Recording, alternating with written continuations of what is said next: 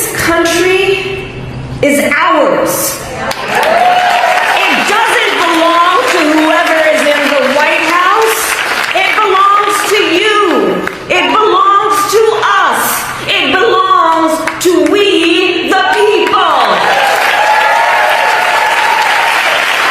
Thank you. God bless you, and God bless America. Thank you all.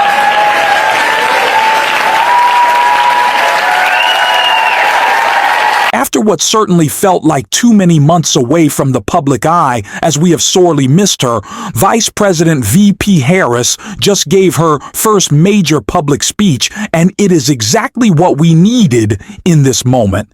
And that is exactly why it brought the House down. I was so excited to hear from our Vice President, and I am so excited to show you the clips from her speech. But before we get into them, if I could quickly ask you to leave a like on this video, and if you haven't already and you enjoy our channel, to hit that subscribe button. It goes a long way, and it really does mean a lot to me.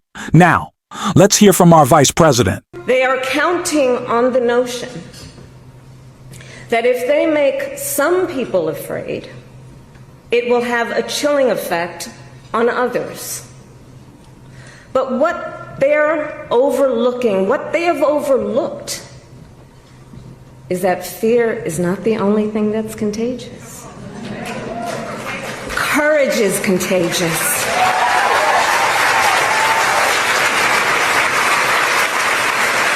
The courage of Americans who are banding together in the face of the greatest man-made economic crisis in modern presidential history.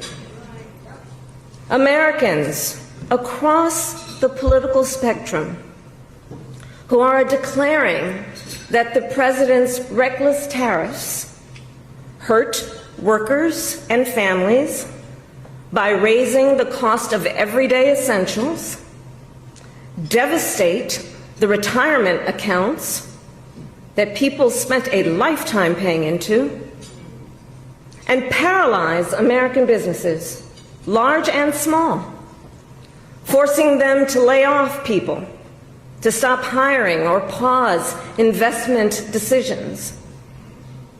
The courage of Americans we are seeing who are rallying at Social Security offices to protect their hard-earned benefits. Of Americans who are speaking out to say, it is not okay to violate court orders. Not okay. Saying it is not okay to detain and disappear American citizens or anyone without due process.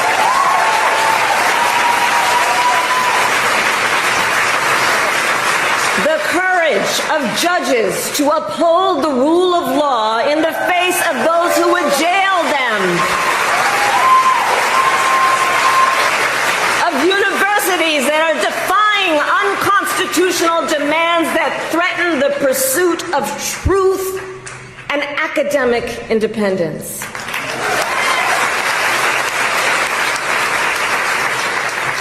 And I will tell you, the courage of all these Americans inspires me. And I have been inspired by the movements like the one in Wisconsin that put Susan Crawford on the Supreme Court. By the State of the People Power Tour that is aiming to ignite a grassroots movement to lift up voices and advance freedom and justice. And by leaders across the spectrum, including congressional leaders like Cory Booker, Chris Van Hollen, Chris Murphy, Jasmine Crockett, Maxwell Cross, AOC, and Bernie Sanders. All who, in different ways, have been speaking with moral clarity about this moment. So here's one of the other things I wanted to talk about tonight and to highlight. So look, some people are describing what's been happening in recent months as absolute chaos. And of course, I understand why. And it's certainly true of those tariffs. Tariffs that, as I predicted, are clearly inviting a recession. But friends, please let us not be duped into thinking everything is chaos. I know it may feel that way, but understand what we are in fact witnessing is a high-velocity event where a vessel is being used for the swift implementation of an agenda that has been decades in the making. An agenda to slash public education. An agenda to shrink government and then privatize its services. All while giving tax breaks to the wealthiest among us. By the way, an agenda that is not lowering costs, not making life more affordable, and not what they promised. It's an agenda, a narrow, self-serving vision of America, where they punish truth tellers, favor loyalists, cash in on their power, and leave everyone to fend for themselves, all while abandoning allies and retreating from the world. And folks, what we are experiencing right now is exactly what they envisioned for America. Right now, we are living in their vision for America. But this is not a vision that Americans want. We are living in a moment when the checks and balances upon which we have historically relied have begun to buckle. And we here know that when the checks and balances ultimately collapse, if Congress fails to do its part, or if the courts fail to do their part, or if both do their part, but the president defies them anyway, well, friends, that is called a constitutional crisis. And that is a crisis that will eventually impact everyone. Because it would mean that the rules that protect our fundamental rights and freedoms, that ensure each of us has a say about how our government works, will no longer matter. And if that happens, the one check, the one balance, the one power that must not fail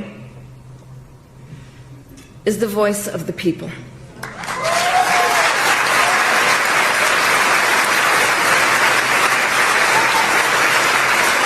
And look, right now I know a lot of folks are wondering what's going to guide us through this moment. How are we all going to figure out how to chart the course? But that's not a reason to throw up our hands. In fact, please allow me, friends, to digress for a moment. Okay. It's kind of dark in here, but I'm asking for a show of hands. Who saw that video from a couple of weeks ago, the one of the elephants at the San Diego Zoo during the earthquake? Google it if you've not seen it. So that scene has been on my mind. Everybody's asking me, what you've been thinking about these days? Well, so in the video, for those who haven't seen it, here those elephants were. And as soon as they felt the earth shaking beneath their feet, They got in a circle and stood next to each other to protect the most vulnerable. Think about it.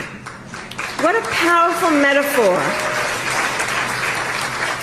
Because we know those who try to incite fear are most effective when they divide and conquer, when they separate the herd, when they try to make everyone think they are alone.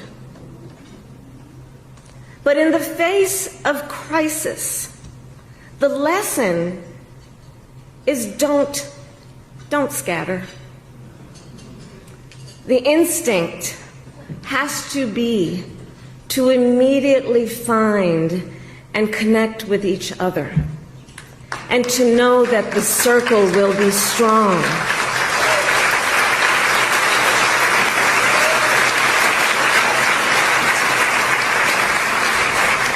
So I'll end with this. I am not here tonight to offer all the answers, but I am here to say this.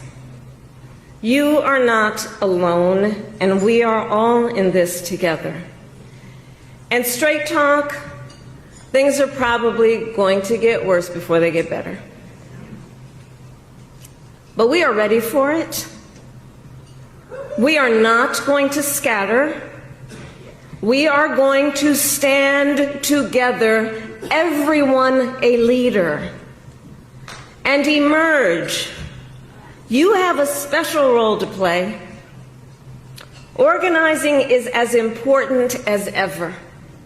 Mobilizing is as important as ever. Running for office is as important as ever. So please, everyone here, please keep doing what you are doing. And to everyone, let's lock it in. Lock it in. Gear up for the hard work ahead. And please, always remember, this country is ours. It doesn't belong to whoever is in the White House. It belongs to you. It belongs to us. It belongs to we, the people. Thank you. God bless you, and God bless America. Thank you all. I really sorely hope that Kamala Harris, much like her running mate in Tim Walz, much like Bernie Sanders, AOC, Chris Murphy, Maxwell Frost, Ro Connor, gets out on the road and brings that message of hope, that message of the fight that we can win together. I hope she continues to bring that across the country. I hope we continue to see more of Harris. We need everyone in this fight right now. And as I've said so many times, it is important to recognize our agency to show the influence of the public, which is very much against Donald Trump. All these big institutions. We saw Wall Street. We saw corporate media. We saw universities pre-capitulate to Trump under this false understanding, this false idea, this false narrative that somehow he had won this major victory, that it was a sweeping cultural mandate. It was never true. We are more than ever united against Donald Trump's administration. And we are finally seeing those big institutions understand that and fall in line with the opposition instead of the administration. And that is why we need more of Harris speaking out, shaping public opinion, and pushing back against this administration so other people follow her lead. I'm excited to keep on reporting about when she does. And if you want to stick around for all that and support this channel as always, you can hit that subscribe button, leave a like on this video, and if you stuck around to the end, you can drop a blue heart in the comments. Until next time, I'll see you soon.